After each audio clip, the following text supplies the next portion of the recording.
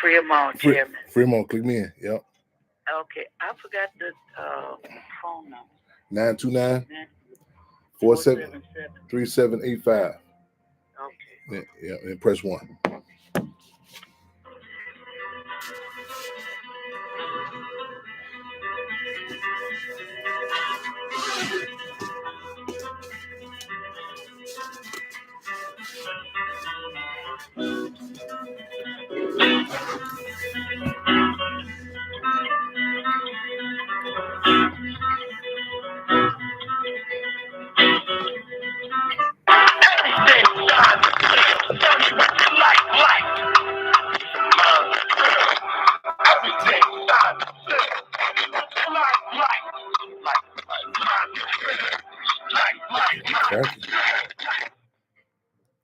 Fremont, are we in?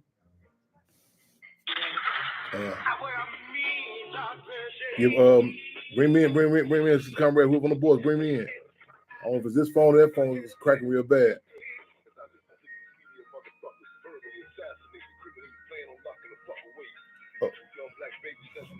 Well, this is the song I did. I want this to open up when I come in. It's Dead My Babies, man. We talking about what's happening in Illinois juvenile prisons. I don't know if this phone is cracking.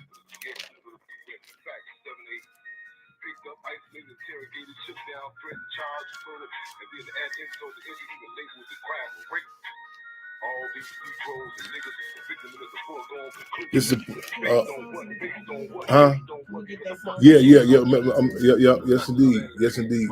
I'm gonna give you an email address to send this to Intellectual Radio, so we open up with this. This is about this is called Dead My Babies, man. Is it my phone is cracking like this?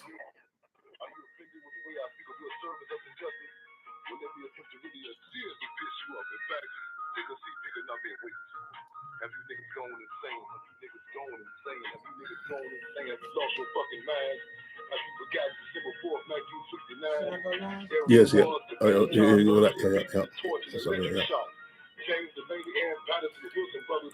Here's up. I want y'all listen, tune in with us, y'all. We coming right in. Listen to some of these names I'm throwing out. This is entitled "Dead My Babies," man. What's happening? What's happening to these young brothers?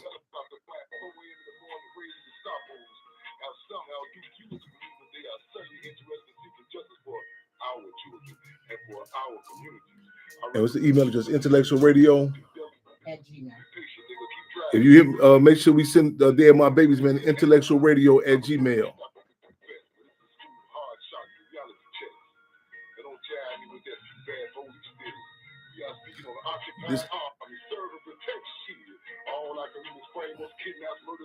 I'm gonna tell you what inspired this piece. Then we're gonna tell you why it's relevant. Why it's still relevant. I wrote this years back.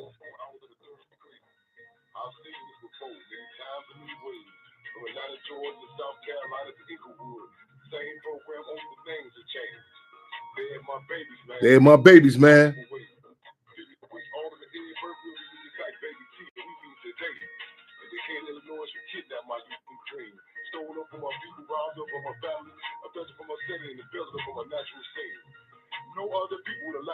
No other people would allow these crimes. Old-fashioned genocide. They're my babies, man.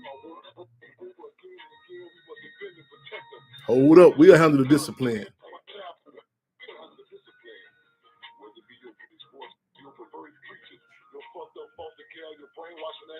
Your brainwashing teachers, your messed up foster care, whatever it is.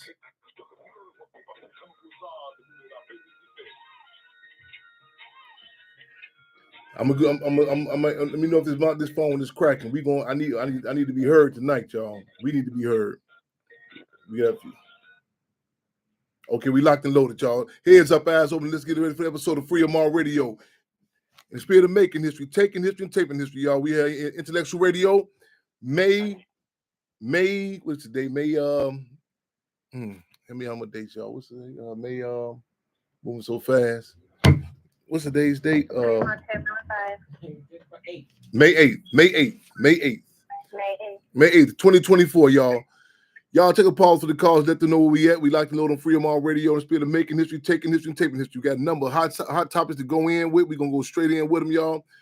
If I remember correctly, make sure to call us. When y'all call in, 929-477-3785 and press 1. Or also, Studio Hill Intellectual Radio, 708-223-8953. Let me slow down because I'm so charged up. I know I'm moving. We moving and grooving, but we got a lot to hit, y'all. So let me get those numbers to y'all again, 929-477-3785, then press 1. Also, 708-223-8953. What's on our subject matter today, y'all? Well, definitely, I don't know if I came in late. This phenomenon, this discussion, much more than discussion, this phenomenal discussion in regards to Kendrick Lamar, and some people refer to the feud of and Drake. Everything is political. Everything is political. You know what I'm saying? You know what I'm saying? And we're gonna touch on that. You know, a lot of people say, well, I don't know what they got to do with the politics, whatever. And I want to talk about some concerns and in regards and the importance of seizing the time and recognizing again everything is political. And I'm cut from the cloth. The deal is that there's no gift rap revolution. There are no perfect allies. So a lot of people, they're waiting for some sort of assessment to come raining down them from some Marxism book or some assessment to come at their religious service, whatever. But we as amongst other things, utilize the philosophical tool of dialectical materialism. We have our ear to the ground, and this discussion is happening right now. Some people are saying that they haven't seen nothing like, even mainstream commentators are saying that's the West Coast, and they limited, and that's an attack to limit to just that. I say that they're limited to a lot of times, in particular our community, people limit situations, contradictions to gender, geography, or generation. In other words, all the young people are doing this, the old people, or this is just women. You know what I'm saying? The women under attack. You know what I'm saying? And or this particular area. You know what I'm saying? West side. And then you have certain dynamics in certain time periods where the ante is up. That it bleeds past colonial borders. You know what I'm saying? It transcends colonized languages. You know what I'm saying? And it's, and you'll miss it. In other words, it's on that plantation with Reverend Nat Turner. You know what I'm saying? And a lot of people saying, well, everybody ain't Christian, so on and so forth. But you know what I'm saying? And you missing messages. You know what I'm saying? He moving the spirit of praise the Lord past ammunition. You know what I'm saying? It's amongst the masses. And that's where movements come from, the bottom up as opposed to top down. So we're going to talk about this political analysis on that. The encampments, what's going on throughout the college campuses, you know what I'm saying? I want to talk about a lot of people have another an assessment. Many people say that movements start historically on the college campus, which we beg to differ. You may notice it then, which again relates back to a class contradiction. And I've said on a number of occasions, I'm holding the line with this. In regards to struggle, it's going to be a clash of the classes, in particular with our community, a clash of the classes that make the clash of the titans look like child's play. Clash of the class, and we're going to talk about that. What you mean by the class dynamic? We're going to talk about that. The mass, the petty bourgeoisie, those who aspire, you know what I'm saying, and aspire to be part of the ruling class. You know what I'm saying? The encampments, the dynamics, the type of discussion that's going on in Palestine and abroad, and people talking about Israel and Gaza. Hey, my brother, love and respect. Yes, sir, always. We want to up the ante. You know what I'm saying? Seize the time, because we can, what's happening in the respective colonized communities, you know what I'm saying, throughout the streets of Chicago, Detroit, Cincinnati, Oakland, California, so on and so forth. And correlating it, you know what I'm saying, up and ante to, put into the conversations now that people's season time where people's eyes are open, their ears are open, and their political pores are open to have a discussion about oppression. We're going to talk about that. We're going to talk about also, they're my babies, man. They're my babies, man. You know what I'm saying? And when we say there's a poem I had wrote years back. I wrote that poem after Ryan Harris, the young girl, was murdered on the south side of Chicago in Inglewood. I was in prison. I was a political prisoner at that time. And I recall I was the disdain I had with some guys who was locked up.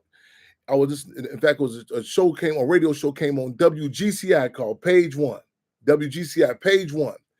And I recall about 7 that morning, they had this young girl she had been found murdered.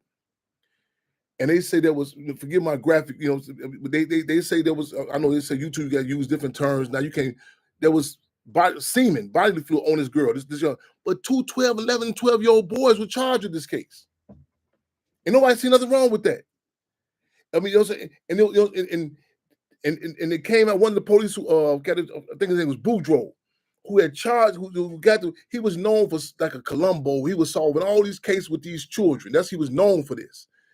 And they had took these little boys on the high-speed chase, and they charged and framed, and people was going along with it. That's what sparked me to start back writing poetry. That was the first poem I wrote back, called "They're My Babies," man. I will never forget. I was in Stateville. We call it Deathville. And we talked about Baby T, the child that former Alderman Ed Burke, Supreme Court Judge Ann Burke, had Tina Olson, her baby, who they said she was with some drug issues. They took her baby, and she went above and beyond the call of duty. She went above and beyond. She went to school, got jobs, 2, 3, 4 jobs, and people went on hunger strike. Reverend Al South and a lot of people, they went on hunger strike. I was locked up, and they got this sister's baby, and we really exposed this dynamic about, the man, for lack of better terms, the kidnapping, whether through the foster care and the abuse that goes on, you know what I'm saying, in particular our children. I was in a concentration camp, aka a prison, one time. I remember this brother asked me one time. He said, "Hey, Chairman, what animal do our people remind you of?" And of course, I said, "Well, we panthers." What? He said, "No." I said, "Okay, what, elephants?" You know what I'm saying? You see, I got a thing with elephants too. You see on the charm. He said, "No." He said, "Chairman, the rabbit is the only animal that allowed its young to be taken up, eaten up, and it hurt. It hurt. It cut. It cut when he said that." And this dynamic, this system thinks long range. With, you know what I'm saying, with grades, with school, you know what I'm saying, the impact on you. And you know what I'm saying, and I know a lot of times we dismiss certain attacks on our people in general, but that dynamic with the children, you know what I'm saying? A lot of people say it's subjectively. But this system thinks long range. They set the stage to pass on generational damage, on and on. And most of the people in our community come with a reactionary response when it hits them in the face. You come into contact with males and females. And you say, "Oh, they messed up. They negating how the state has set this dynamic into place." You know what I'm saying? To create carnage. And it's as Kendrick Lamar took from that movie, "I see dead people." How our community, the community walking dead. We're gonna talk about that. We're gonna talk about the juvenile prison, not the juvenile detention center. I'm talking about the impact. And why were we out there a few weeks ago? A brother asked me, he said, "Man, I seen Damon Dash and them out there with you. Why you didn't call me back to tell me?" I said, "Oh, I told you we were sticking and moving. I told you we going to see about these children that were being messed over in this juvenile prison. You want to get involved in all this back and forth, you know what I'm saying, the schematics and picking up what they do, so on and so forth. Certain trigger words with us, certain trigger words. When the Palestinians, when they go down these downtown, whatever, it's like, I don't even know if they've sent a tweet or whatever. It's stick and move. It's stick and move. They say, "Man, hey, Rafah is being attacked." Hey, there's nothing else to be talked about. It's none of it's certain things that are trigger and they trigger within their people. When I see, man, I told this guy, I told some guy, I say, man, they messing over these young cats, man. These young brothers, man. It's a prison right up western of out west, right in Washington. They messing these little boys over. Some cats want to get involved. And I knew I strategically done it. I knew this intellectual masturbation, jag up on a whole bunch of words and terms. There should be certain trigger words. You'll say, man, this happened. What? Ain't got time to, well, they Capricorns, are they Virgos? What do they do? These children are babies. The mold, the mold, the chemical biological warfare that's up in there. I know you get this pretty term. And think about why all these different, you know I'm saying, chairman, and people say, why you tripping? If words are not important, why every different week is a different word? Now you got to say unalive. You can't even say murder and kill no more. That's not assassinated. That's the politics of America in particular. Euphanize it, dress it up. You know what I'm saying? I mean, the deal is we trying to heighten the contradictions. That's what we on. Ugly as it may be, because you keep on sanitizing this dynamic. Ask yourself, why is it continuously? We'll talk about that. We got to call, and got a sister gonna call in too. We're talking about this. We're gonna tie this in. Racial discrimination. You know what I'm saying, in our workplace. Also, I think we should have some updates from some people from last week. Sister called in that her son and locked up in Virginia, 126 years. So Melissa Crawley was on deck, you know what I'm saying, getting updates. So she on deck with us. We got to be consistent too, y'all. See, I'm telling my vision. I'm taking, let me bear my soul, take inside my mind for a minute. One thing I'm talking about, man, I was riding the other day with the Cinco de Mayo day. I said, man, you know what I'm saying? Traffic was jam-packed. You couldn't move around. It was an atmosphere around there. You know what I'm saying? I said, what if we had something? I said, August 30th. I want Chairman Fred Hampton's birthday. I mean, man, we had St. Patrick's Day. They turned the water green. Let's turn the water black. Up the ante, where people are coming through say, man, the August 30th, it's an atmosphere that everybody, that in particular for Black people, and a lot of times we scared to even say that. We scared to say that. And like, you know what I'm saying? And the only time cats won't relate to, you know what I'm saying, to being Black when it's a discussion, you know what I'm saying, about when it's beneficial to finance talk, you know what I'm saying? Like in discussion reparations, whatever the case may be. But there this here. Is that we say a lot of people want to be Black when it's beneficial, Panthers when it's profitable, and Cubs when it's comfortable. Y'all hear me on that? Black when it's beneficial, Panthers when it's profitable, and Cubs when it's comfortable. I'm talking about something political we can relate to a day. Like I said, garner some respect amongst our people. People say, "Cat told me, well, we got that's what tell me what we got." The people, I say, man, I remember in Los Angeles. I remember that Marcus Garvey parade. I remember and man, you go back and go Google Marcus Garvey, UNIA. Google how some of his lieutenants, their daughters, talked about how their father would come home from work. You know what I'm saying? How his statue, you know what I'm saying? He was kind of, he'd been going through work, to do his work all day.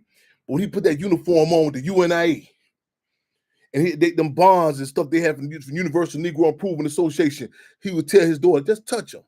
This lady back in the 70s, and you can see her pride when she just touch him. And she said, when General Marcus Garvey, they come down that parade, the man, UNIA, the nurses, and you know what I'm saying, the color guard, the dignity of Black people. It impacts you. Yeah, people say, well, let's get together on this. Don't get me wrong, we need financial funds, resources. But like a relationship, if you're in a relationship, every time you see somebody talking, they give me a feel like, oh, okay, that's all it is. We maybe got to call this relationship something else then. Yeah. Have something we can make that people can relate to and impact your people. That's the subject matter today, y'all. We got some callers coming in yesterday. I know a few weeks. I want to know for the record. I'm glad we was down on the man. Listen, I was talking with this brother, Mr. McGrone. Well, I've been knowing quite some time, and his love for the people with them, you know, saying the schools and children, in particular. I think back on different events when we went to, spoke with the children, everything consistent. I'm talking about over decades. I can go years. I talking to this brother, And he was, and we was talking about like in this a few weeks ago, we was down there. This brother's a principal, inside with these youngsters, and this is something new. What's happening in these juvenile prisons?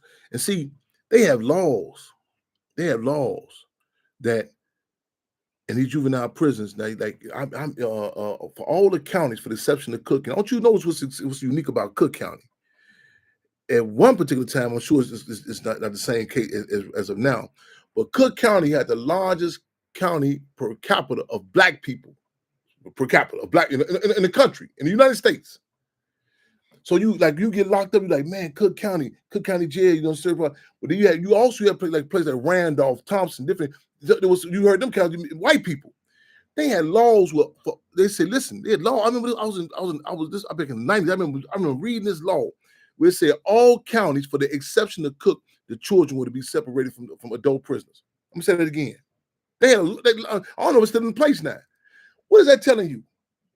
I know some of y'all gonna say, well, that means, they no big deal. Listen. You got to read the fine print when these jokers come. They will put these children around what they call the bandits. I ain't going to say some nice euphemism. The rapists. Yeah. That's the brutal reality. I don't know the repercussion for saying it, but you know what I'm saying. But then this here, the reality you using these unalive and these R words, it does not change the brutal reality of what's happening to these youngsters. I remember as a child, I was talking to Mr. McGrone the other day, and a few weeks ago, we had went down to the IYC. This is the prison. That's what I tell people about this prison on the west side. People say, oh, you're talking about the Odeon. This is not the detention center. This is the actual prison. Yeah. A juvenile prison. And what they're creating, what they're doing, these youngsters, stuff, you know what I'm saying? It's intentional. You know what I'm saying? Y'all remember that case of the young lady, the police officer on the east side when she was gunned down? It came out that both of those guys who got that case, some children, they had just got released at this particular prison. All white women therapists. Yeah. Well, they don't make a difference. Did this here. Who goes in? If you don't think these juvenile boys, these young children, these black males in this prison on the west side of Chicago, like if you don't think them having white women therapists impacts them, if you don't think in our school system, you know what I'm saying, the lack of, you know what I'm saying, black men, yeah, we can gender trip if you want to. Today we can go there, real motherfucking talk. If you don't think it impacts them, if you don't think the people who they got if you go to a beauty shop or a barber shop, who's doing your hair, who's putting who's touching your head, and how it feels in your head, how saying as an adult, if you don't think that impacts these children, who's going inside their head literally, that's a statement of who's been inside your head through the generations. You quote me on that. If you don't think it's an issue on who they got as therapists going inside them children's head on that juvenile prison, that's a statement on who been going inside your head.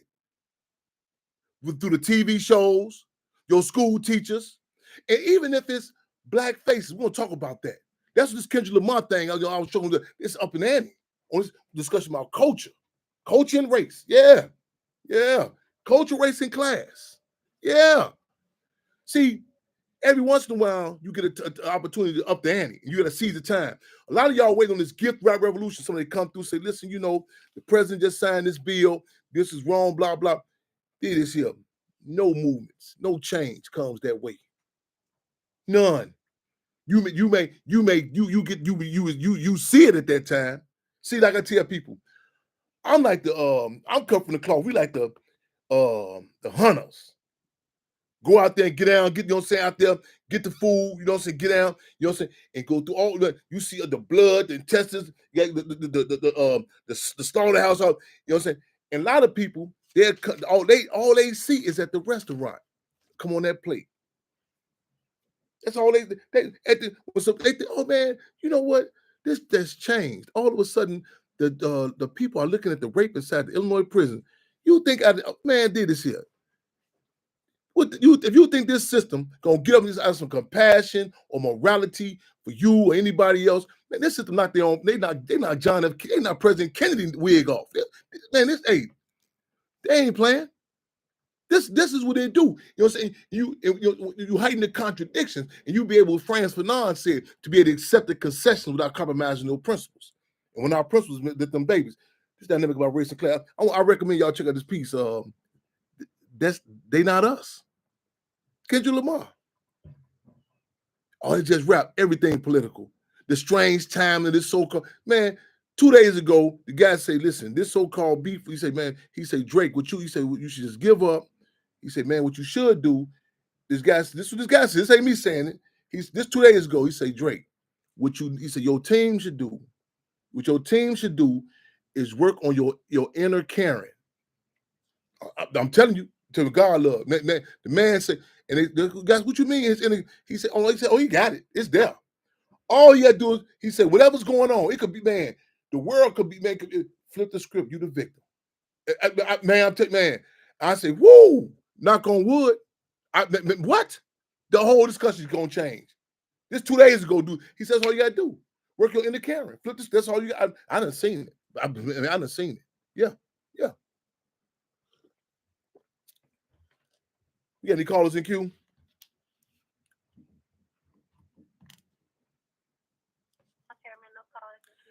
929-477-3785. Press 1.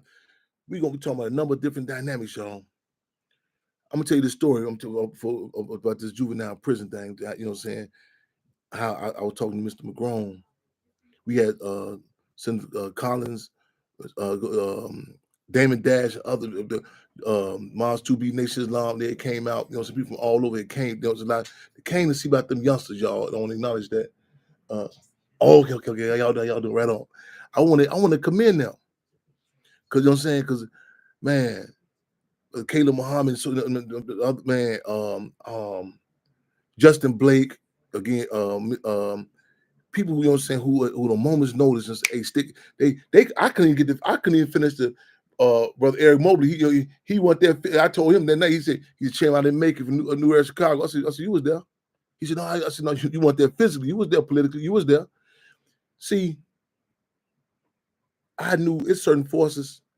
I can't. You say, hey man, they messing over these boys and these children in this prison. Where we at, Chairman? Where we at? You know what I'm saying? Stick and move. Let me tell y'all, I was explaining about the impact. And I want to lay this out. This is something that people need to have in their discussion in regards to relationships, the job places in our community. You see and a lot of people say, well, I don't know about this. Why we didn't know? Why don't people tell us about this here? When they brought out the photographs of the prisoners in Abu Ghraib, Baghdad, mind you, the guards is when they released the photo. That's how cocky they was. They took the pictures of dogs on these prisoners. Listen, one of them was a guard in Grainer. That's the same place Mumia Abu Jamal was at, Long Hill Political Prison. So you know they get out. It's like you see somebody, you go on vacation. You say, man, they acted a fool. You say, imagine them at home. Like I tell a lot of people I meet, I say, man, I know you a fool at 70. I know the chairman had a job with your ass back when you was 1920. These man, they go abroad. You know how you think you're gonna be on your parents' house? So okay now. Man, going to Auntie such and such, you tighten up a little bit, so okay, man, on the front of the family, on the front of the direct family up.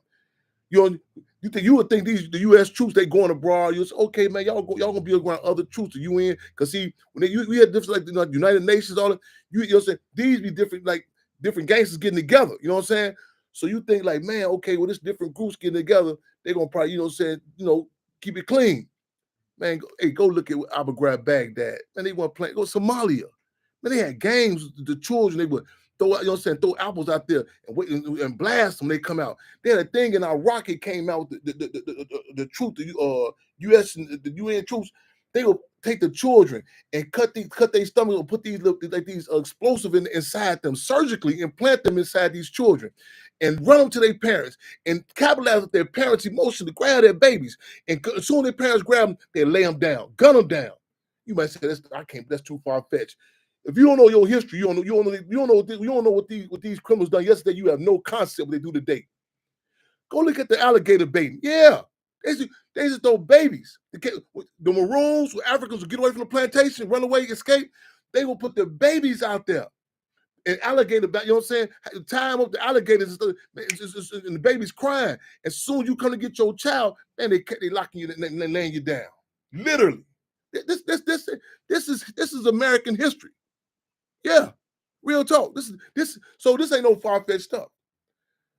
I'm telling. So right now, yesterday on Channel 5 News, they run a story about for 1990, all the years of these prisoners, these children. I can be careful that word prisoners.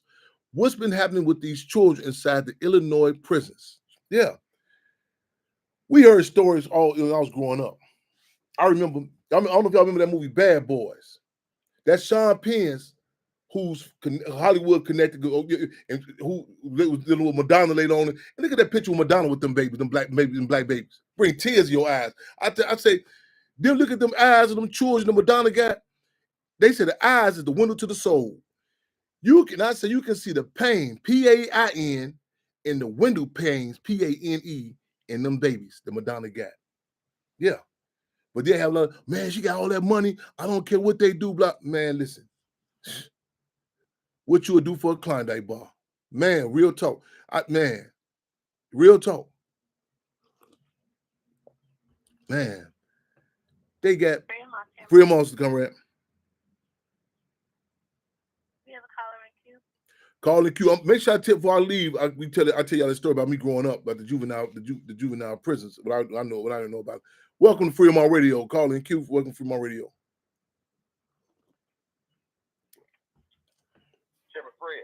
Yes, sir. My welcome, Principal McGrone. Principal McGrone, welcome to Freedom on Radio. I'm just speaking you. Speaking you over. Let me just say, man, clench fist to your, you know what I'm saying, to your resume. You know what I'm saying, and I'm not talking about limited to what they when you go for a job. I'm talking about your love and respect. For our children, you know what I'm saying, our people in general, man, but our children of wherever you at, man, you know what I'm saying. And I this discussion right now, it hits hard. H-A-R-A-R-D, H-E-A-R-T. And I'm just was commenting about, just extend the clench fist salute to you as others, you know what I'm saying, to help bring light to, you know what I'm saying, what's going on. And I don't know if I'm at liberty to, but I just want to touch on, we had some intense dialogue the other day, and it hurts, you know what I'm saying? We want to be, we love for all the people to get on board with this. Why people can't see certain things, man. But I want to preface with this, y'all. When my brother comes on with us, I like to come out. We're not just venting. We want tangible. We need some tangible commitments. We need some concrete commitments. We need people to say, okay, we got one attorney touch down. We need some attorneys on this here. We need some, you know what I'm saying, we need a team. We need a spirit like the man when the Pontiac. I don't know if y'all remember the Pontiac 17. This is the case for so many forces, man. Mr. Hoover, it was rebellions happening all over Attica, San Quentin, and Pontiac, Illinois, in 1977. Mayor Daley Jr. later became mayor. He was a state's attorney. He was a prosecutor on that case. It was people all over working to be lawyers on them cases, take food down there. See, everybody got to play a role. Other day at this juvenile prison, y'all, man, you know what I'm saying? You had the Black Panther Party Cubs. You had Nation of Islam. You had the principal, Mr. McGrone. You had Senator Collins, Lakeisha Collins. You had Damon Dash. So people say, well, wait, what is this going on? Is it the party? Why do you have people from all walks of life? You know what I'm saying? Entertainers, legislators, freedom fighters, religious community. What's going on here? See, I want to talk about that black stuff, that political stuff. What's happening to these children? To our children? Yeah. Did this here. We ain't got time to, if you a Capricorn or Virgo, Muslim, Christian, you know what I'm saying, whatever street organization did this and this, Harrisburg, my place, you will hear these horror stories, man, but this right here, walking distance, y'all. Mr. McGrone, yesterday they had. This was the first time a lot of people heard about what's happening in the Illinois juvenile prisons yesterday. Was this your first time knowing about this? No, sir. I think I probably be one of the proudest whistleblowers because I'm still employed at IYC Chicago. Yes. So this actually started when two youth came to my office. I knew that the problem was in disrepair in a lot of ways, but I want to give people some context to this. This building is on 101 West Side, Chicago. It costs $88,000 a month, $1 million a year to lease that building. We have mold, we have mice, we have no outdoor space, which means we have several youth who haven't been outside in a year on average month. Now, because of the whistleblowing, they decided to start moving these kids outside. So let's talk about the pathology of children that don't go outside just breathing recycled air because we have no ventilation in the building. So I wonder, people have to answer the question, why would they move children in an area where there's no outdoor space, where they breathe recycled air, where there's rodent, where there's mold in the building? What is the pathology of how that work that's in that environment, and how are those young people going to react when they leave out? These children are heavily medicated in some aspects. And so when I became the whistleblower, and then it opened Pandora's box, and I had staff from IYC reach out to me and tell me how youth were being tortured. So when I became the principal, I saw this youth were coming to me because I'm interviewing everybody that comes to the facility. And these are all facts. These are facts. I'm not sensationalizing. I'm not embellishing a story. These are facts. Youth began to tell me about incidents at IYC Harrisburg. I didn't know anything about IYC Harrisburg when I first came to Chicago, IYC Chicago. It was a youth they were talking about being beat, tortured. It was one kid I met who had his hair ripped out from his head. I thought he had wings. Wow. And I said, what happened? He said, they ripped my head out. I was jumped by 5 officers and they ripped my braids out. Nothing was done about it. It took place over a year. Another young man I talked to, they said he took his handcuffs. They used handcuffs, his brass knuckles, and beat this boy about his torso area. If he told him anything, he told on him. They said, now, look, bitch, if you tell somebody, we'll do it again. These are multiple. And so what came out on the news the other day was another issue that's been happening since 1996. So I talked to an ombudsman. Ombudsman is a youth advocate program that's supported. It's an outside agency that supports young men if they have any issues. The reports, if you go on to IJJ and you read the ombudsman reports from 2016 to 2022, it will tell you, in particular with IYC Harrisburg, that they have a history of racial bias, racism towards those young men. The issues were so bad with the beatings and the disrespect that they demanded closing the facility 2019. And so I recently had a meeting with the attorney of IDJJ and told him that I have the names of individuals that are still employed at IYC Harrisburg that just broke a kid's arm 2 weeks ago. I also have the names of individuals who've been beaten and tortured by individuals at IYC Harrisburg. I said that I was not willing to give them the names because I don't trust them because they have not done anything to gain the prestige you. I told them I want to go straight to Governor Pritzker. At this point, I have not got a call. Nothing is done. So I'm going to go and talk to as many people as I can because we have approximately 7 people at IYC Harrisburg that are torturing you, and there's nothing being done about it. I'm the first person in history of IDJJ that have come to publicly to speak about this. Nobody has done anything to protect these particular poor, black, who lack the ineffective counsel, and children don't have the resources. And I think it's incumbent that somebody speak and do something to help me with these children. And the fact that we are in a building. And so one thing that I learned with people that have been there for a long time, you can habituate because you'll think what's abnormal is normal. It's not normal to breathe recycled air. It's not normal to be in a building with mold for years for mold. It's not normal to live in a building for years upon years at a time with mice running through the certain sections of the building. We don't have cold, hot water in sections of the building. And so, because you can pee on somebody, that don't mean it's clean. It's time somebody pee on you to tell you it's water. Yeah, you can clean up something dirty, but it's still dirty. It's still dirty. So the fact that one thing I will say to give credit to some of the staff there is that we have some staff that actually love those children. But there's a greater power. Spending $1 million for a facility. Why is that facility disrepair? Why is that facility do not have outdoor space?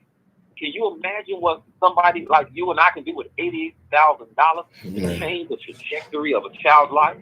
I'm the one who exposed they have no black therapists. When research shows that a child that anybody who is a therapist who has a shared life experience with an individual, that a shared life experience, that's not to come out to be okay. Yes. Shared life experience. Yeah.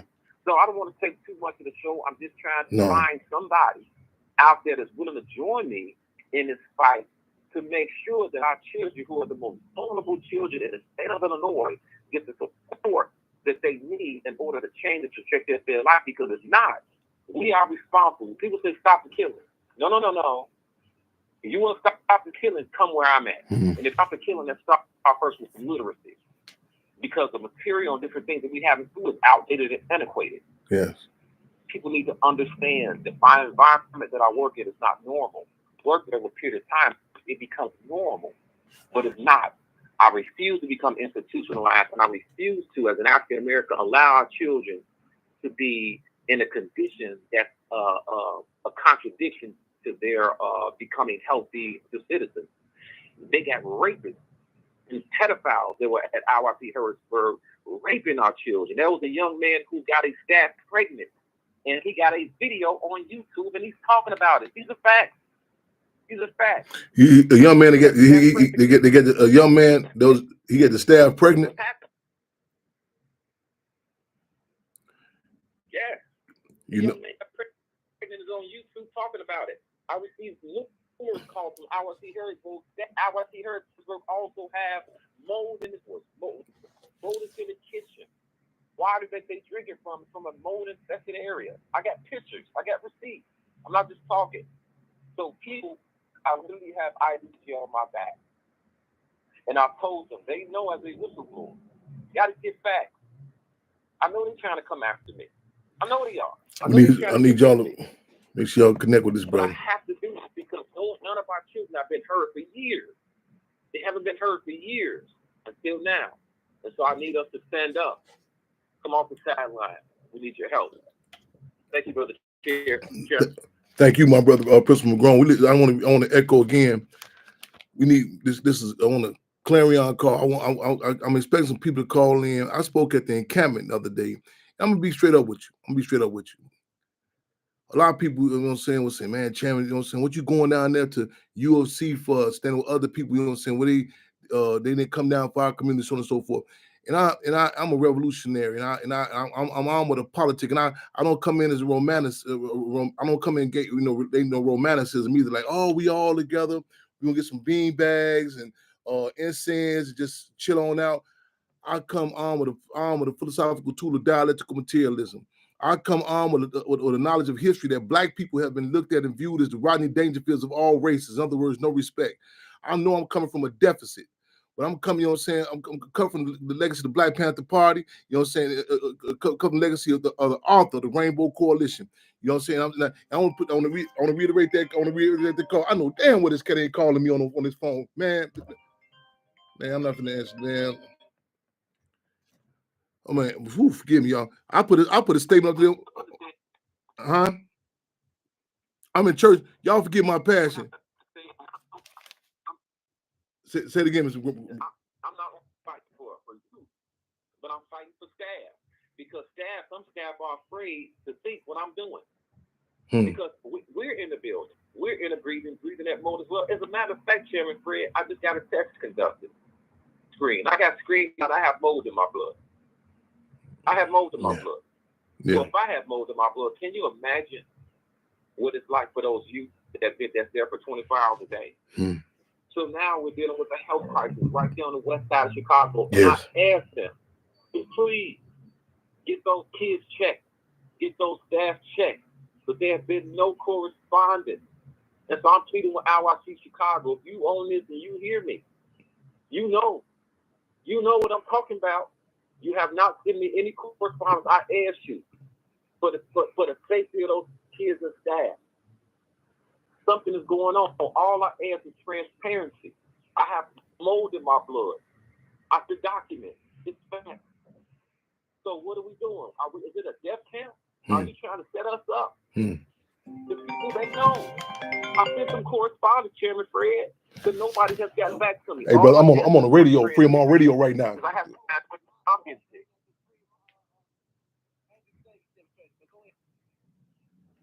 All I'm asking for is transparency. Because can you imagine being in a building where there's mold, where there's no ventilation? Can you imagine that? Where there's nowhere for that mold to. The only where mold can die is through ventilation. And there's no ventilation. No ventilation. There's no open. No ventilation. No windows. We can't open windows and doors. So imagine that every single day being in a building for 8, 10, 12 hours a day, and you're breathing recycled air. Imagine that. Man. Imagine how those kids live, because when in order to stop mice from coming up their room, they put towels and they cover the crease of their doors at night so they won't have mice crawling on them at night. This is what I talk to students. This is fact. People know that. Imagine drinking out of a water fountain room where there's in a mop room where there's mold surrounding this water fountain that these kids drink from. Can you imagine the mold in their system? This is fact. I posted pictures out there for the world to see that these kids were drinking water from a fountain in the mop room where you pour mop water in this bucket, and that's where they were drinking for a while before they got a new sink to get water from. This is happening in IYC Chicago in the sex abuse of these rapists and pedophiles. Y'all getting it live and uncut. Y'all getting this is live and this is live. This is west side of Chicago, juvenile prison. And they call you out, Club 428. I heard that from a staff. They called me and said, Mr. McGrone. They called themselves Club 428, and they are comprised of white men that are beating our children, calling you out. This a club of like an elite team of guards. Excuse me. You said it's a club called Flow 428. Club 428. Club 428. They're at IYC Harrisburg, and I have every one of their names. I'm not gonna call them out now. Listen, and if that's hard to believe, y'all, this thing they just came out of Chicago Police Department about this. There's a big law recently. Chicago police say, man, this the on the outside. If you see, I tell people, if you see they do this on the outside on the streets. Imagine a captive audience. Then imagine you being a senior or a child. You really open. They got the police admitting they parties. Like they say, man, what about the police being a part of the supremacist group? I thought they already by being police, white supremacist group. But these are the guards and with these children. And I want to, man, this what's happening. I heard the horror stories as a child about Harrisburg, St. Charles, all as a child growing up. And then it said we got to connect these. Listen, let me cut to the chase, y'all. Hey, we need to connect these struggles. I know a lot of times people be like, man, Chairman, like you sometimes are you ambulance chasing? You trying to do this and that. We have to have common, common dynamics, points of unity, you know what I'm saying? Because you're gonna see some consistent contradictions in the music industry. In the judicial system, the educational system, you know what I'm saying? It's common contradictions. You know what I'm saying? We gotta find points of unity. And ain't nobody gonna save us but us, y'all. You know what I'm saying? And we can grab different forces. I ain't part of the Democratic Party, Republican Party, or no P. Diddy Party. None of that shit. I'm Chairman Family Jr., the Black Panther Party Cubs. Whatever. So we need points of unity, y'all. We need lawyers. We need this dynamic. I need those listening. I spoke at that encampment the other day. You know what I'm saying? I had that cause some contradictions. You know what I'm saying? One young lady said, well, this is my first time hearing you. I said, I know damn well that it is. You had no now your ears are open now. You know what I'm saying? I said, no disrespect. I said, this conscious in the Congo, Haiti, Cook County Jail. This shit been going on. You know what I'm saying? So we ain't tripping, you know what I'm saying? But find points of unity. In certain periods, you'll say of colonized, I said connected conversation, the colonized community, the colonized community. And what that means in plain layman's terms, to be colonized. Somebody's calling the shots over you, impacting your culture, your definitions, your terms. These motherfuckers jump tomorrow morning and tell you, listen, don't say that no more. Just call it this. Motherfucker telling you can't say murdered and kill, you gotta say unalive. Okay, stop killing the motherfucker then. You know what I'm saying? You think we like saying this? It don't hurt to say these children are being raped up inside these juvenile prisons. You know, we'll say it another way. The R word. They this here. If they can tell us that they can take away the psychological impact, the damage on these children, I might be open for that discussion. But the reality is, the more you keep on sweeping this under the rug, you keep on saying, hold that pain down. Man, let me bare my soul real quick. I told Mr. Principal Grown this other day, this real talk. I remember being 13, 14 years old. I remember seeing them young brothers. I remember coming home from the place. I remember hearing about Montefiore. I remember police literally pulling us up, throwing me and about 4 or 5 more guys on a car, on the detective car. And he telling us, you know what I'm saying, man, they don't have, gonna send us to the penitentiary. I remember seeing guys say, man, what them shirts? They had these shirts with these t-shirts on. Some had owls on them. Some had tigers on them. They said, oh, he just came home. We would look for somebody. Tim just came home from St. Charles. We would go look for that. You see them, you know what I'm saying? You see them get their muscles. That's all we seeing. They don't went away. That's the only part we seeing. Like they come home, oh man, they been gone. It became like a ritual. You know what I'm saying? We look like some people talk about going up to college and stuff. Y'all, a lot of people talking about them. They call them tailgate parties. I grew up like this, man, being told by a Chicago detective, man. They're gonna send us to man. One guy gonna get 4 years, and you'll make sure you got 20. This down the road.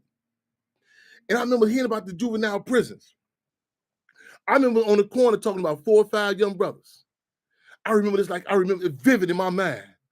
And I'm talking to them, and they telling me about stories of how people escaped from Harrisburg. You know what I'm saying? Damn, they ran. How they get there? You know what I'm saying? They ran from down there. They told me the white boys had cases. Hit me on this. They said the white boys had cases about raping, raping sheep on the farms. Sheep. I said, what you mean? They said, man, yeah. They said the sheep is the parts of private parts are made like a unit. I said, I'm hearing this as a team. I'm hearing these stories. I'm talking to these young guys, and you know what I'm saying, and they telling me how one couple of cats got to bragging, how they didn't tell me about the part about them being victimized, but how they told somebody else off. How, you know what I'm saying? How I'm looking around and I'm holding my poker face as a teenager. Listen to these guys talk about them violating another young guy, not knowing they're trying to redeem their manhood or their boyhood because something been taken from them. I'm hearing this. I'm hearing these stories. I'm looking around to see if anybody else sees it. I can't. I just ain't jabbing. This don't jive. And I'm hearing them tell these stories. You know what I'm saying? And they tell me how they man. It was like they said like in a braggadocious way. Cause I telling you oppressed, you start making, you know, this, like it's some shit that you chose. And I'm telling you, God love, man. I'm telling you real talk. Man, them cats, man, at least 3 of them cats that on that. I remember that conversation. I'm looking at them cats, and they talking about they experiences there. Later on in life, the cases that they had. The cases that they had. I'm so bad when the kids told me this because I'm only doing it. I said, man, I'm fighting for you for what they did at IYC Harrisburg. He said, Mr. LeBron, and people have to listen to me. I'm there in that facility. I'm there now. I just left work today. He told me, I said, man, I'm fighting. I'm doing everything I can. It's just me and the whole IDJ. He said, Mr. LeBron, I appreciate everything you're doing. but he said it's not going to work, man. This is one of our brothers, one of our children. He said it's not going to work. He said everybody at Harrisburg is related. Everybody in this town is related. Sure is. Top down. He said they've been doing this stuff for years. We've been fighting for years, and nobody has helped us. So he said we appreciate what you're doing. I need some, hey man, we need to do some field trips, y'all. We need to do some field trips down to Harrisburg. We need to do some field. We want, man, what's happening in Harrisburg. We need to start working on some field trips. I'm telling God, man, don't wait till you see these children be released back in our community. So what's wrong with them? Why they don't feed them toxin? Wonder why they poison. We need Governor Pritzker. You know what I'm saying? Harris, listen, we need to have some open inspection. You know what I'm saying? I'm telling man, listen, Cook County, all these places they ain't had shit. We need to walk up in there, look up in them motherfuckers, especially the places these children at. These whole them places, they all of them related to each other. I mean, man, all of them. Man, Harrisburg, we need to, man, this need to be front, man, what's happening with these children? And we can chew gum, we can walk and chew gum at the same time. This got to be tied in, y'all. What's happening to these youngsters here, man? Tied into what's happening in Cook County Jail, Palace, the Gaza, y'all want to talk about, Congo, Haiti, all got to be tied in. The thing is, they purposely move these kids, and these are things that I found that as I'm going on my 6th year. They purposely move these kids because everybody, and I'm going to be honest with you, everybody who works for IDJJ, they know that when you send our kids to Harrisburg, they know everybody. It's the biggest secret in the IDJJ. They know what's going to happen to our kids. It's a what? Say it again. It's a what? So I want to give a shout out to Dame Dash. But why does we got Dame Dash from New York.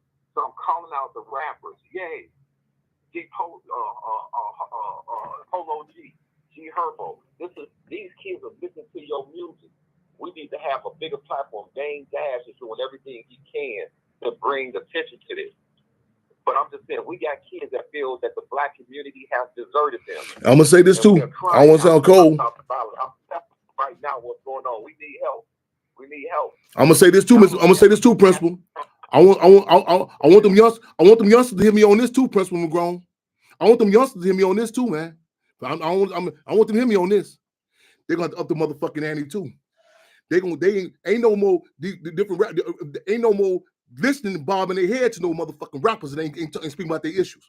You understand what I'm saying? See, we get up the motherfucking ante. We have to, man, you couldn't, man, no other community go for this shit. I'm telling these youngsters I'm telling them, I tell you, help me help you. Help me help you. I'm telling you, when they get out, man, they gotta have no respect for them. I don't give a fuck, man. Oh, man, I tell people, they be seeing me on live, different entertainment. Listen, I'm going live to stay alive. We gotta up the money. To tell you, listen. Dog wag the tail them wag the dog. Streets make the music don't make the streets. We had to up the ante. James Brown was forced to say I'm black and I'm proud. He had a whole totally different song playing at first. We have to up the ante with these motherfuckers. I'm talking about, start calling these motherfuckers out.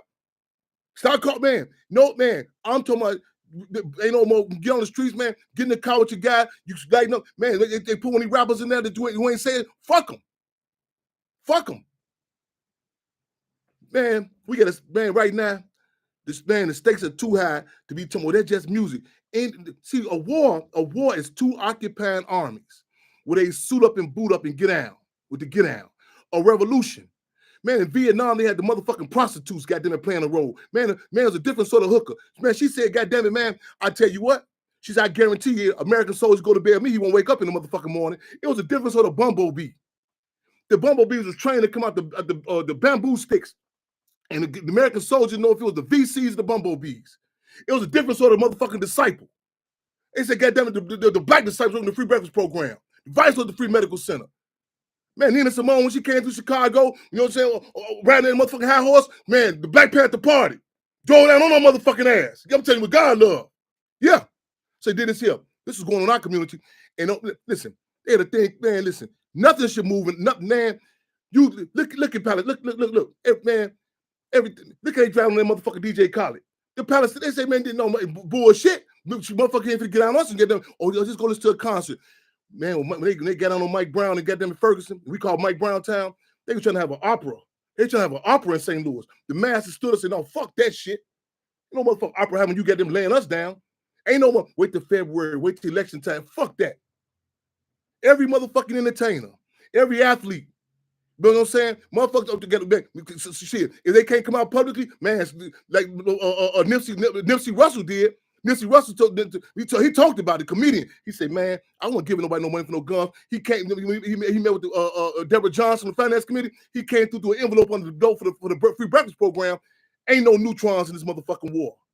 Ain't no neutral position. And I need to, man, we could be victims. We be fighting back victims. I wish we could just say, man, we hurting, come support her. Man, Frederick Douglass say power concedes nothing without demand. Power concedes nothing without demand. Everything that, man, I'm talking about relationships. I'm talking, man, the Chairman Fred said, goddamn, the 60s, the best dressed brother won with a leather jacket in 45. You should, man, I mean, we protested over there on Chicago Avenue one time. The police that killed this cat over there. We been this little guy trying to holler, this sister protested with us. Man, he said, hey, what's up? She said, motherfucker, you ain't over here with us. Ain't nothing to talk about. That nigga came on and fake the funk. He came on and fake the funk. He came on and threw his fist up and get that motherfucking sign. That's how it got to be. That's how it got to be. Now, everybody ain't going to be no revolutionary, but everybody going to be committing a revolutionary act. This shit meant to mentality in every motherfucking discussion. And we reward those who do the right things, repercussion for those who don't. A different sort of artist. Speaking of which, shout out to C.A. Brown. We're going to work on the benefit, you know what I'm saying? Go to C.A. Brown on YouTube. He's going to do some serious health issues. He came, you know what I'm saying? They came out to the Hampton House, you know what I'm saying? Did the video shoot, you know what I'm saying? Put that Panther Cub pill in the applesauce, man. You know what I'm saying? We're working on the mobilization benefit because he's going through a lot of serious health issues. On YouTube to a C.A. Brown. Reward these motherfuckers. Don't let the ruling class give us these motherfucking Pied Piper rappers who don't give no fuck about us. I don't cut no corners with none of them. They'll tell you. Sony Records had told them damn Pied Pipers, said, man, when Chairman Fred come on stage, y'all need to get little. Goddamn right. Shit. Go look at the Dave Chappelle Block Party. When I went on that stage, I want to shout out my homie. I'm talking about political prisoners. Speaking of which, Veronza Brown just got released today. Man, we won't get him on long held political prisoner. He got released yesterday. You know what I'm saying? So again, we got to tie this in every discussion. What's happening? You know what I'm saying? Man, I'm going to the encampments. I'm going to the barrios, the ghettos, the reservations. You know what I'm saying, man? And I can walk. I told his brother, Minister Plump. He said, man, well, I don't understand when no other community ain't staying with us. I said, well, I don't recommend you do that. I say, I'm armed with a pot. I can do that. Everybody can't do that. I don't recommend everybody eat Chinese food. I don't recommend, because you ain't clear the fuck. You might come out there, motherfucker, don't know your name. And it's a joke they make about me in the penitentiary right now to this day. They say, man, Chairman Fred Hampton Jr., he go to Muslim service, Hebrew service, disciple meeting, Stones, Bible, and still come out as Chairman Fred Hampton Jr. Everybody can't do that because they don't know who the fuck they is.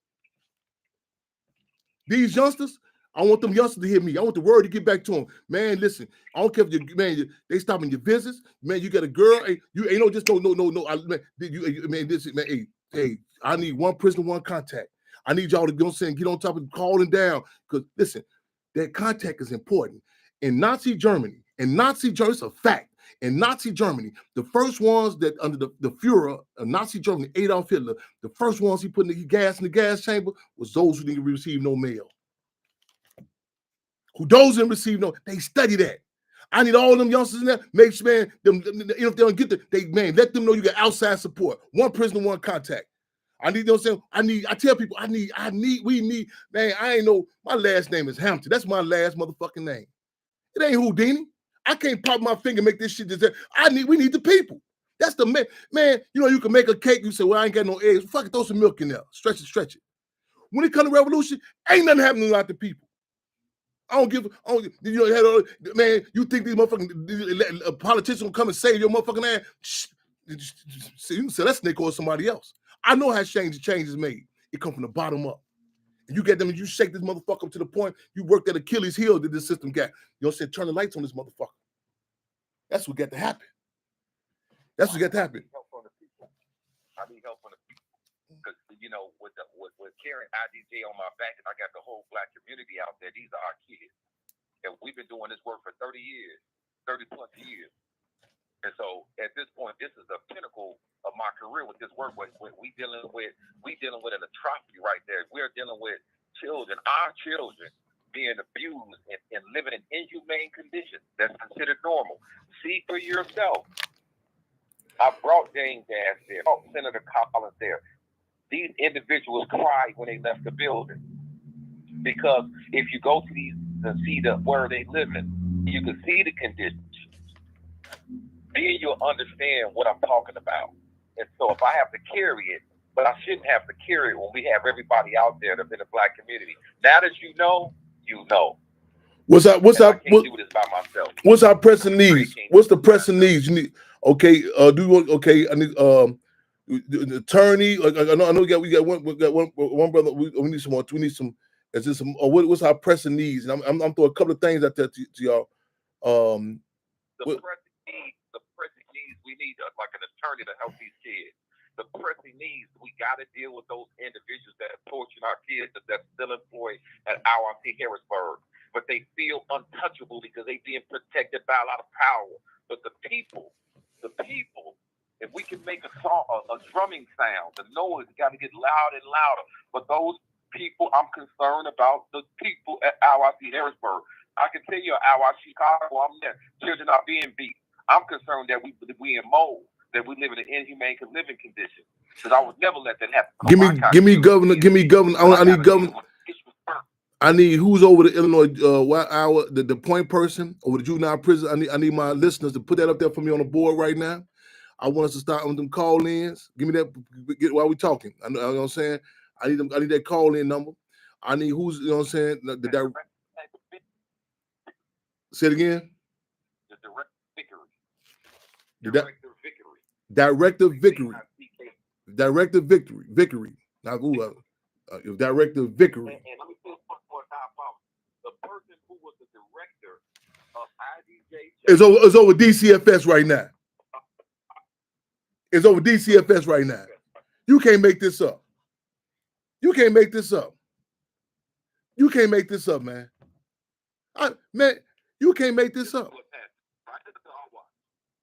You can't. Go look. Listen. I'm not even gonna say no names. Go look. You can't make this up. It's like, listen, like the music industry. You be like, wait a minute. You might say, okay, well, maybe some of these rappers just saying, calling us, engaging misogyny, disrespecting us. You start saying, wait a minute. This dude say, he didn't think Tekashi 6ix9ine was gonna be no phenomenon. And see, I was telling this young brother one time, the music industry, I said, you really believe that shit is based on talent? And I couldn't believe it. See, I said, man, it blew my wig. I said, motherfuckers believe. I said, they didn't work this number. I say, man, man, it's amazing that motherfuckers don't come through the door, understand the political dynamics that's going on. I mean, the shit like right now stuff is coming out to the music. Dude, Tekashi 6ix9ine, the one that they tell y'all that he turned snitch. How about he was created? How about that? How about that the motherfucker created this criminal motherfucker? With Sir Lucian Gratian. I know I'm saying his name wrong. Type his name in. That's dude say, once I found he was tied to that, the Ice Spice, Drake, all this, the ones who, you say, well, what's the odds of all these motherfuckers calling us niggas and bitches all damn day? And you say, you go back and see the same dude. You go back and listen, wait a minute, who is this white lady? Don't say previously. I mean, if you good, you was over the IDOC, the juvenile IDOC one time. Now you're the Department of Children and Family Service. Listen, man, if you go to Las Vegas and they say, man, the slot machine on the third row, nobody has never won at it. Every time, it takes your money. That's why you say, dig, man, that thing is rigged. You know what I'm saying? Or whatever you want to do, you might be into metaphysics. You might not relate to dialectical material. You might say, okay, well, it's just bad luck. Maybe it's a Capricorn or Virgo slot machine. Whatever you want, but you want to say something that's consistent with this here. You see the same players being moved around like 3-car Molly over these children. You say, wait a minute, man, come on now. And again, we talking about Cook County Jail, the deaths in Cook County Jail. If them numbers was happening to down the street at the Humane Society with dogs is that, man, they'll shut it down. These are children, you know what I'm saying? And then amazing, we ain't get the sidetrack and what they do. These are scientifically, they tell you your brain, the vortex. I don't care. Well, they act like they grown, and you can listen. These children, I don't care how much hair weave, makeup, and breast implants and Tupperware you stuck in their rear ends. It's a child is a child. I don't care, man. I don't care how many Dracos and AK-47 you push on these shorties. Man, do this shit, man. This man, you can fake, you can say all this. I know this is the era in time where everybody says you can be what you want to be, you know what I'm saying, put in your mind. All that sound good. All that sound good. Then that's this thing, this is a place called the real world. The real world. Man, we get what I'm saying. Man, this got to be tied in. Director Vickery. I need them numbers, I need to call in. I hope my calls from last week, I hope y'all consistent, because again, I hope y'all call back in. We had that homework assignment from last week. We need some consistency. Not just, you know what I'm saying? This ain't no phase I'm just going through in my life. You know what I'm saying? Some consistency. This is a protracted struggle. You know what I'm saying? It's a protracted struggle. There's some consistency. So Director Vickery, the IDOC, the Illinois Youth, the Juvenile, who calls it to call in, y'all. Give me the numbers. I need the numbers put up there. I need the numbers posted up there. Who to call? I'm trying to make this as simple as I can. I know people they'll come back. Well, Cham, I didn't know who to call. Blah. Mothers found they want to find. They found they want to find. So I want to make this as simple as possible. Some directives, you know what I'm saying? And I'm saying to the community that I came and spoke at 2 days ago at that encampment. And you know what I'm saying? I get calls going viral with Cham. They say, how you were talking at UFC, and people say, well, I didn't know he had a son. Yeah. See, most people are subjective. They can hear when they, you know what I'm saying? It impacts their community in particular. You know what I'm saying? We are servants of the people, you know what I'm saying? And then it's here. Coalition comes with some dynamics, especially the black people with us. We say no respect, no rap. A lot of people say they want to help you, but take your self-determination from you. A lot of people say when you come through, when it's beneficial in a relationship, that should work. Not in a relationship. I had a family member used to come. I asked my mother, say, "Do he stay here or not?" I said, "Why you ask? My mother said, "Why you ask?" I say, "It's a family member." I say, "He never here on Monday." She said, "That it's time to take the garbage out then." I say, "Oh," so I'm a youngster. I'm like, "Oh man, hold on, man. We ain't gonna sit there and play goddamn Archie Bunker all in the family at dinner time. It's time to work, motherfucking." This is my mind as a child. As a child. As a child. This ain't finna be no, okay, we pop up now and one community goddamn and say, oh, it's fucked up now. Oh no, imperialism is consistent. It ain't just fucked up with having in certain communities. Yeah. See, the disadvantage that we in the black community in particular have is a non-acknowledged war. They call our propaganda bombs love and hip-hop shows. They call depleted uranium vacant lots. They won't even acknowledge we got political prisoners. Yeah. Yeah. So now that it's a time right now that the motherfucking ante is being up, let us seize the time. Like when I was when I went to Ferguson, see, with Commandante Ernesto Che Guevara said about Vietnam, let there be 1,000 Vietnamers, let there be 1,000 Mike Brown towns. That they were saying that it was a climate in the 60s, you know what I'm saying, with a common conversation. When Minister Pinu do the correlation from the motherfucking occupying army, Vietnam to the occupying troops in Detroit and Chicago. These are children. You know what I'm saying? Let's make that connection to Cook County Jail, Congo, Haiti, Palestine, New Orleans, Angola, you know what I'm saying? And again, we come in scientific relationships. And our people never seen it. I went back. Please, yes, please, my fault. Yes, please, yes. I want everybody to know you're not helping. Let me tell you what happened in my 5 years. In 5 years, 19 of my youth that left that facility were murdered within less than a year. Say it again. Hold on, say it again. Last year, say it again. In 5 years since I've been there, 19 kids were killed in less than a year. 19. 80% of the kids come back because of non-violent crimes, because of their parole violations. They come back in the facility upon being released from 6 to 8 months. When you abuse a child from a biological warfare, you have just impacted that child from generations to come. So I'm telling you, there's a biological warfare on our children. People think I'm crazy, but I'm telling you, I'm fighting for you. So they're going to come after me. They're coming after me in more ways than another to get me out of their building. But they know everything that I'm saying is the truth. $12 million is spent on 140 kids on psychotropic medication and counseling a year. Did y'all hear that budget? Did y'all hear that budget? They telling you listen, let me listen. Then you wonder why these shorties come out here with a habit. They forcing the medication on them. That's y'all heard of the opium wars? You might heard of the opium wars. Help me if y'all heard of the opium wars. That was China. The British was trying to turn China to a nation of junkies. Yeah, I can't make it no more plain than that. That's the fuck they doing to these youngsters. You can say all this. My son good. Listen. I got told this kid he be in this abstract astrology. I say I respect astrology. There's a science to it. But penitentiaries and crack and chemical violence, it trumps that. No matter how good your son is, your daughter, you go up in that, man, listen, they use this medication. They not seeing the fresh air. It's on you. I just posted, go look at my Facebook page. They had these cows for 30 days in the farm, in cages, no farm. When they let them cows out the barn, and they seen grass again for the first time, you thought you was at a rodeo. They was jumping up and cows. They was jumping up to see grass again. They trying to turn them into a nation, a killing machine.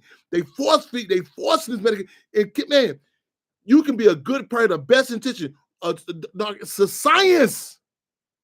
A science to the medication. So all this abstract, good people, bad man did this here. Man, they did a test with rats. They put rats on top.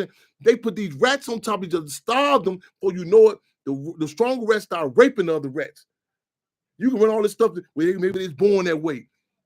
Marcus Garvey say poverty comes in the front door, morality leads in the back window. Listen, it's an old saying. It's an old saying. God created Africans, and America made niggas. Yeah, made them. We don't what the fuck they produce of these shows. Go look at Beast of No Nation. Go look at Beast of No Nation. They would take them shorties, man, give them some habits, kill their mom and daddy in front of them, put that AK-47 in their hand. Them shorties be out there so high, they be so high. They went through the whole Liberia land, man, and British and got the diamonds and everything. Them shorties don't know what they. You come at them kids bad. They out there killing this over there. Man, listen here. I talked to a brother yesterday. He came and see. None of us so damaged. It's like a mule. When you them stage coaches. No, when you say the stage coaches, they put them blinders on them motherfuckers. They can't. They really are incapable of. You know what I'm saying? We gotta acknowledge that some people can't even see they can't even see the white man or these Negroes who pull the strings of this shit. They can't fathom. All they can see is these black children when they release. Man, they bad. They out there killing each other. What about the forced medication? What about being man? You got the impact what they doing to them. Talk to us, Principal Grown. I'm gonna cut you off. And I want to comment. I see Kazan. This is in New York. I don't know. I don't get the impression I'm being subjected by Chicago. This is by design. This is happening all over. I'm fortunate. We fortunate to have a brother, Principal Grown, and you know what I'm saying. We got to seize the time. We fortunate the other day to have that. You know what I'm saying. And it shouldn't be no artists, Damon Dash, people coming from, you know what I'm saying, to do this. Yeah. So next, I want them youngsters, you know what I'm saying, man, call the question. Any part of you having a conversation on you going live, hashtag Harrisburg, what's happening there, and go on these different artists call you talking about they want to beef and they jacking up all this money. what's going on? What's your position about? Like, look how they doing the Palestinians. You can be talking to them about Ramadan. They not stay. Yeah, Assalamualaikum, Ramadan Mubarak. Where you at on Gaza? Where you on a roof? They tying it in. It ain't no. They just messing over our women, or they messing over the youth. They acknowledging the people. Ain't no man, no sex, ain't no parson, no section up. They saying they people. Ain't no sidetracking. Well, he just attacking our. They saying they people. Yeah, they connect, and they know. What about the land question, or can we get a few dollars? You know what I'm saying? We ain't got no money, man. Listen, motherfucker, we deal with it. We can walk and chew gum at the same time.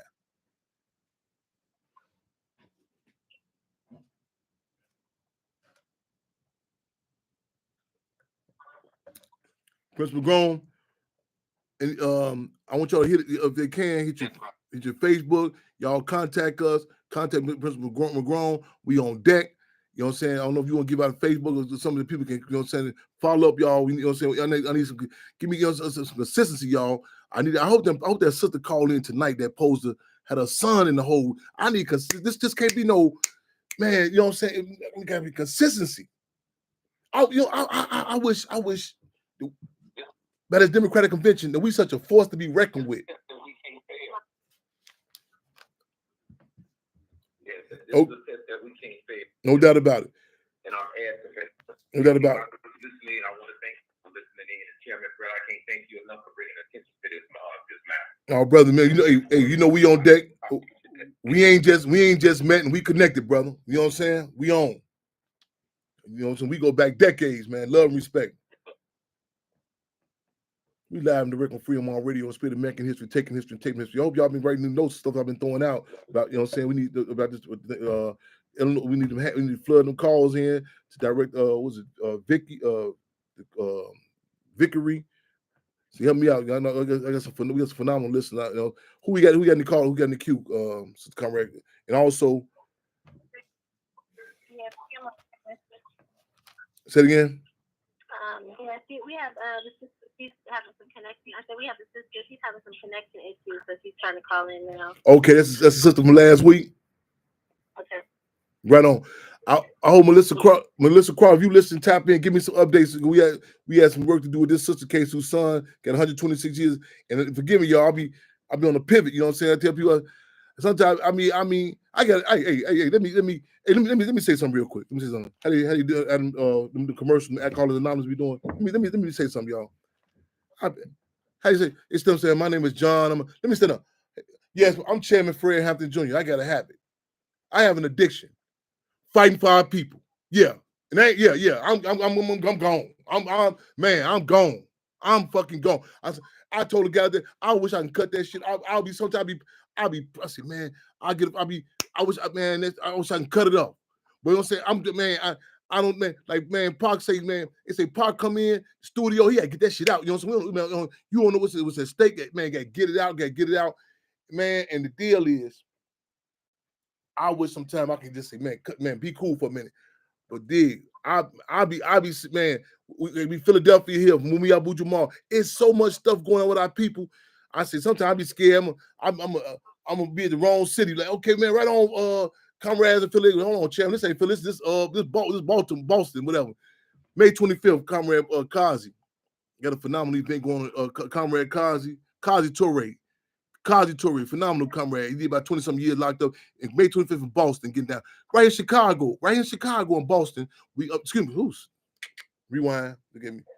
That's Kazi in Boston, May 25th. But also May 25th, the son of David Boxdale, young Boxdale, and others, you know what I'm saying, brother Arheem and others got the Peace March. I think it's going to 65th in Greens. That's May 25th. I don't know the time. Also, this coming up, Mothers of Murdered Sons. I get a number. The day before Mother's Day, Mothers of Murdered Sons. That's May 12th. Because Mother's Day is May 13th. That's gonna be it's in Maywood.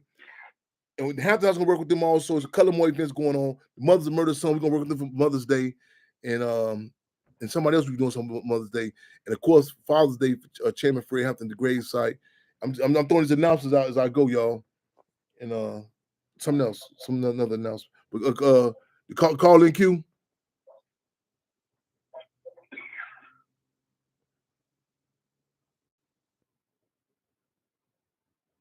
Fremont Chairman, no callers in queue. We'll get to them now. Somebody asked a question. Was William O'Neill only informant in Chicago? Only informant in Chicago. No, he was not the only one. In fact, we had a hashtag that said William O'Neill was not the only one. No, he was not.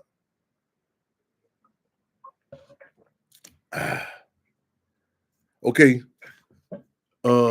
Next week we had a date and location for the event. I don't know if we're going to catch the bag for C.A. Brown. You know what I'm saying? I got to confirm if I'm being in town. I don't know where they gonna have me at. Oh man, I live out of suitcase. I ain't crying the blues. You know what I'm saying? But the date and location where we at. Oh, the Hampton House Garden groundbreaking for the garden. I think that's gonna be on Malcolm X's birthday, May 19th. That's gonna be the 11th in Maywood. We gotta get them flyers done within about the next couple of days. Yep. Yeah. Okay, the sister working on some technical issues. Gonna get her in. Yeah. Something else. So y'all, we the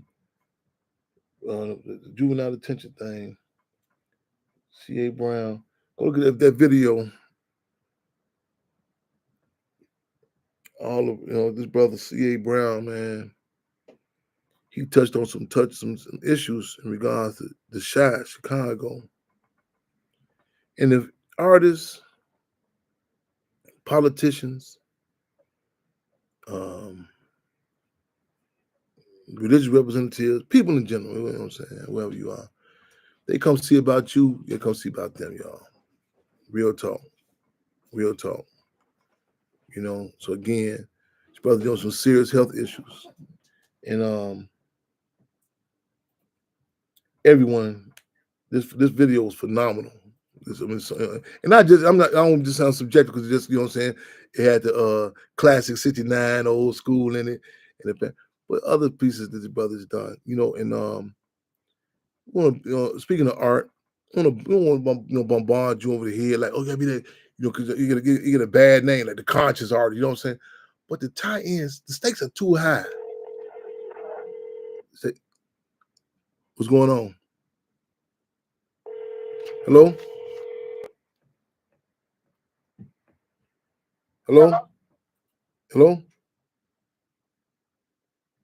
That I click over somebody call. I'm a little confused. If they interfere with our line, I'm kind of confused. What just happened? Fremont. Fremont caller. Carla, you in here?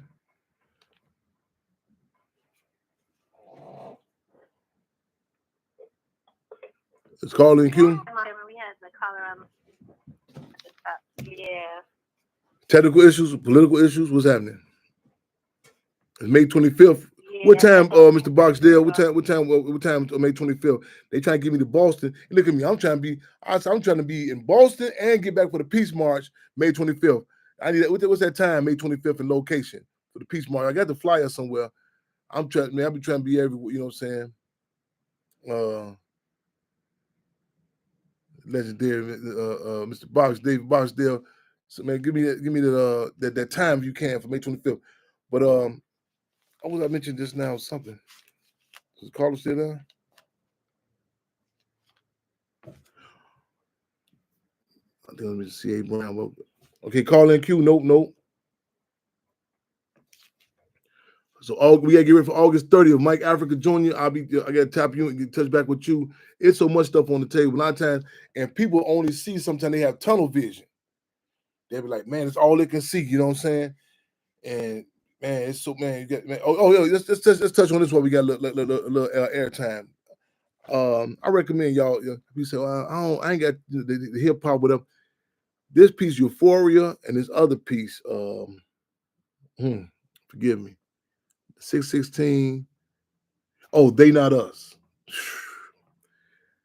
This piece with Kendrick Lamar, I'm talking about is, man, it's a time, it's really the discussion of race, class, culture. We talk about culture. We talk about culture. When I was in Africa, brother said, he was talking about, I talked about this a few weeks ago.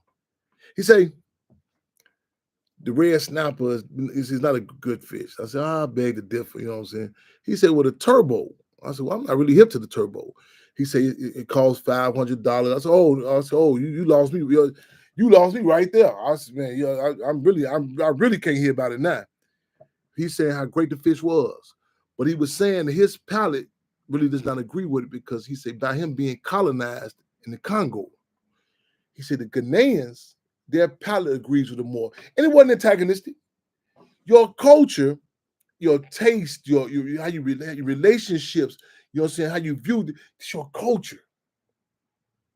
It be certain terms. Like they first brought Vanilla Ice out. He didn't know, he came out, he said something to the effect, word to your mother. At the time was a big thing amongst us, word to the mother. And there's certain things that you should that you cannot explain or articulate. It's in your experiences. It's in you, and it's not. And you, but we feel like we should feel ashamed to acknowledge that people. Oh, we all the same. No, you don't have that. You don't have that sort of discussion with dogs. You know what I'm saying? And it's a different experiences, and you know what I'm saying. You know, like you talking about the South, and you know the music dynamic. People say, man, there are different dynamics.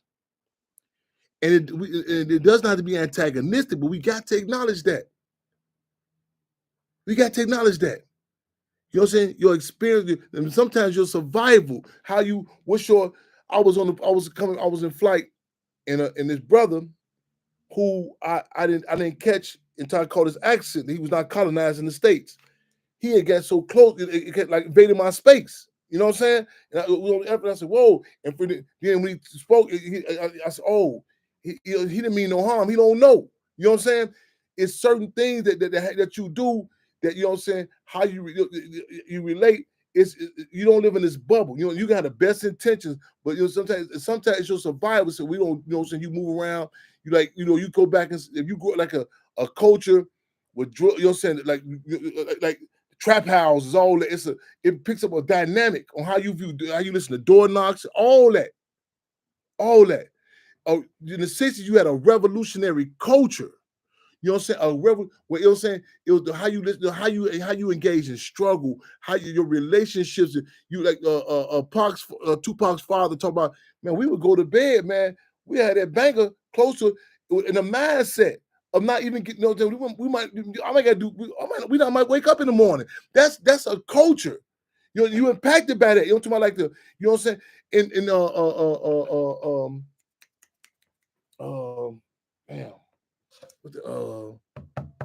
Damn. What is I can't forget, man, with the MS-13, MS-18, all El Salvador.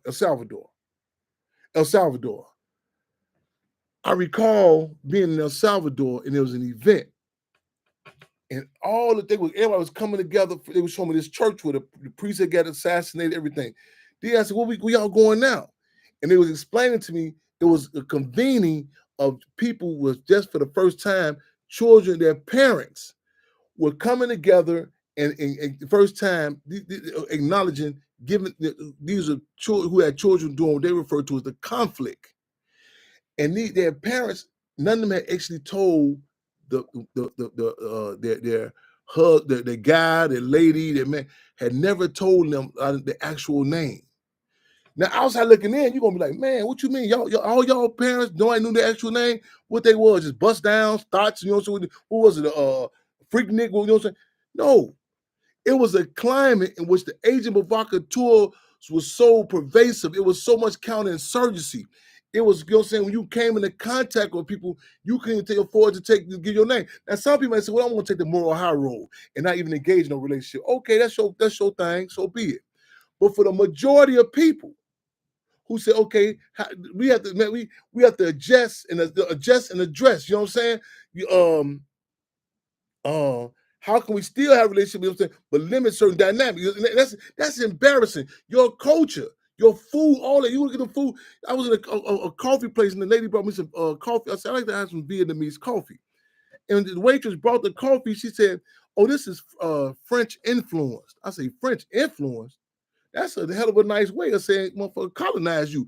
When somebody colonize your man, them young brothers, the culture in prison, it's a certain dynamic. Man, you being in a cell with a motherfucker to my that's defecating and pissing of it's a different how your senses, all that is impacted.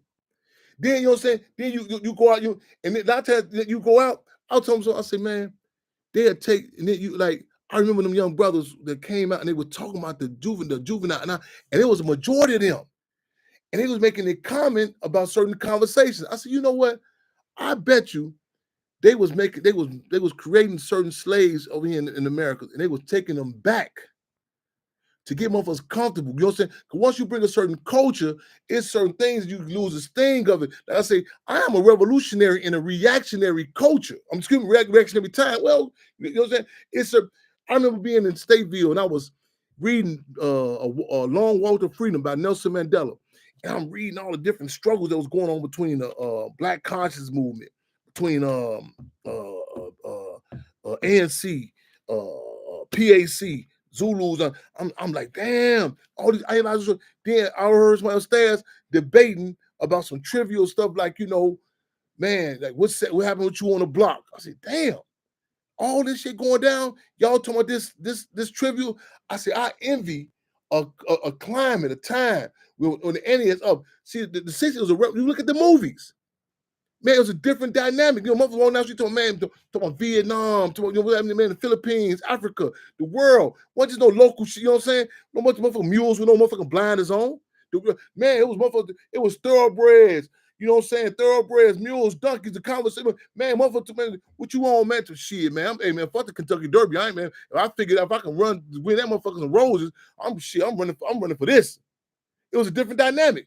Well, no motherfucker tomorrow. Let's get together and protest. Did we get this guy a quarterback job on the football field?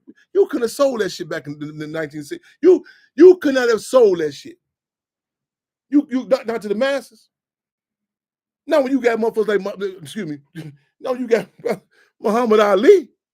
To my, hey, I'm gonna risk it all. I'm telling you, I'm man with y'all. I'm not gonna fight going across seas to fight no yellow man, no white man when they call me nigga. It was man, you couldn't turn I'm tired of hearing this political. So let me turn the channel. Everywhere you look, I'm going out to the tavern, man. You went down there, man. What happened, brother? Hey, man, power to the people, man. What happened? The pigs just killed such and such.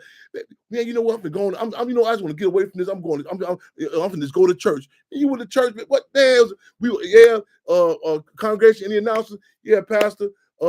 They just killed that Spurgeon Jake Wins on 58th and Calumet. Man, you don't want no ducking and dodging that. Man, I'm finna go to a dice game. Man, what? Everywhere you went. Man, I'm gonna hang out with the disciples. What y'all on, man? Man, we finna do the free breakfast program. Man, fuck that. I'm gonna talk to the vice. What y'all free medical center? Man, I'm going out the Stones. Black Peace Stone Nation. Just some. It was no ducking and dodging. It was a revolutionary period.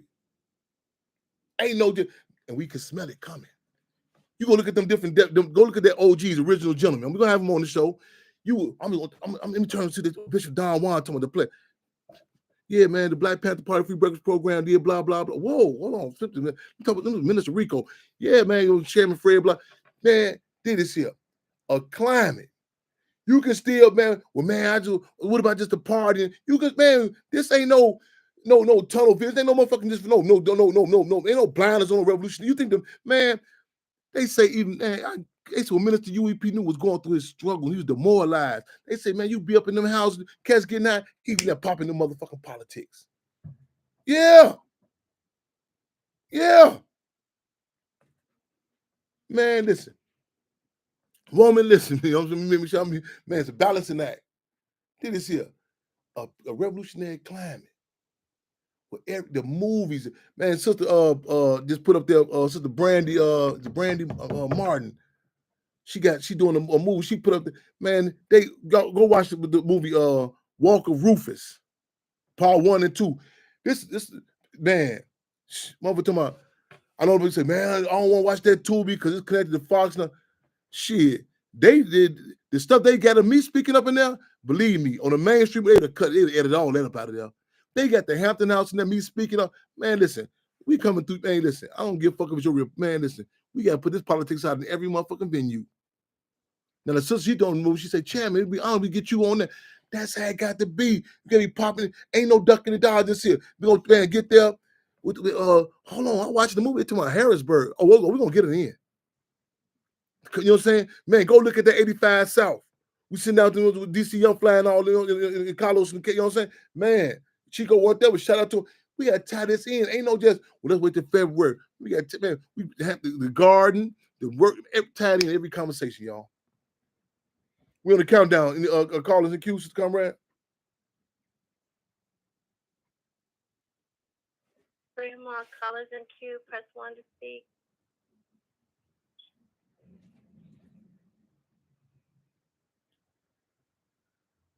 Fremont, no callers in queue. They're my babies, man. I need you to send that to intellectualradio@gmail.com. You know what I'm saying? And I hope I ain't got too much profanity in that. But just send that there. Let me, matter of fact, before we close out. Okay. Huh? We have a caller in queue, Chairman Fremont. We on the countdown on okay, come on, we got a couple of minutes. Come on, talk to us, call in queue. Fremont. Hello, welcome Fremont Radio. Hello?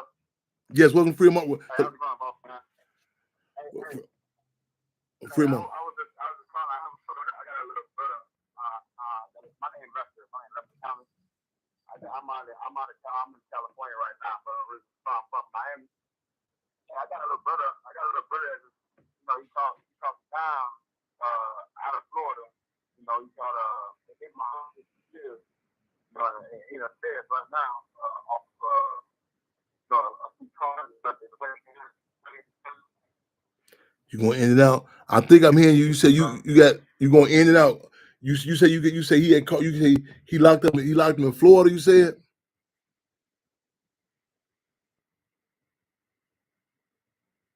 We lost him. Carl, you still there? The cell phone without a warrant. I lost. Give me what you can one more time, Carl, because we kind of lost you. What's happening right now? He says he went to. I think he had like a pill. He had a pill. But most part, they ain't kind of. They waiting on Florida, waiting on Miami to the Supreme Court sending the charge back to Miami. And we're waiting on Miami to make a decision or go back and change the sentence. They haven't even started moving. Yet. What? Give me Carl. Hear me out, cause we on time and this phone kind of going in and out. What's needed? Okay. I want you to come back next week. Give us some more detail. But what is it? Some pressing need? Like, I mean, he got a court date coming up. He needs some call-in support. What's on the line right now? If you can hear me. Well, right now, what's on the line right now? Pretty much. I don't know if he got another court date yet, but we're waiting on another appeal and stuff like that to come through. But he's just sitting right now. He need to put up his everything. Okay, anything you should do? You need morale support, like calling security. You want to wait till next week before you give us some more directives, or you say yes on morale support? Okay, give out his contact information if you can. If you on live, type it in, give it out before we close out. And come on back next week also. Cause matter of fact, I think that Florida connection. I got some people that need some. Matter of fact, call back because it's something I need to check out too in Florida. A couple of people need some assistance on some other things. See, I think got to be connect like a community, like, you know what I'm saying, like a relationship. Like you come in and say, I ain't really good with this, but this person good with this. So I got something that's needed down in Florida right now, ironically. But give us his contact, put that up there, and people can correspond. And then next week, I'm hopefully, Cassandra Greer, let me know if she Next week, I want to go live from the hearing about the solitary confinement. That's what I want to do next week. So let's see if we can set up, get the Wi-Fi. I know we can make it happen. So I plan on doing it next week. But give us his contact information, what you talking about. Then we're gonna play Dan My Babies, man. We're gonna close on out. So give and hit us back. Make sure you hit us back next week. Give us a little more detail about this case and everything. And make sure y'all go to C.A. Brown. I just seen some and posted thing. Huh? Okay, perfect. I really didn't know. I just got word from my mom. My mom had given me information about Get that. I don't really know what topic he was on. Get that information. Get that information. Get that information. So we come back next week, man. Come on. Hey, remember this information. Black Panther Party say information. Hear me out. Information is raw material for new ideas. So get the information is raw material. So you get the information, they give us, you know what I'm saying, it's raw material for new ideas. Y'all go see C.A. Brown, YouTube, take that in, you know what I'm saying? Y'all keep y'all heads up, eyes on fist clenched. Tap in with us next week, brother. Sister Comrade, give us some, take us on, take us out. They're my babies, man. Thank you, brother. Free them all.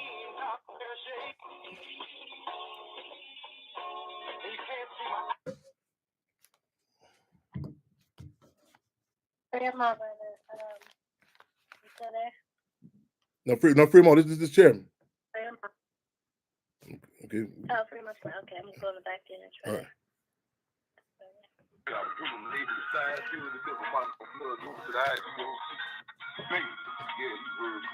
Hell on earth, real talk, Levante.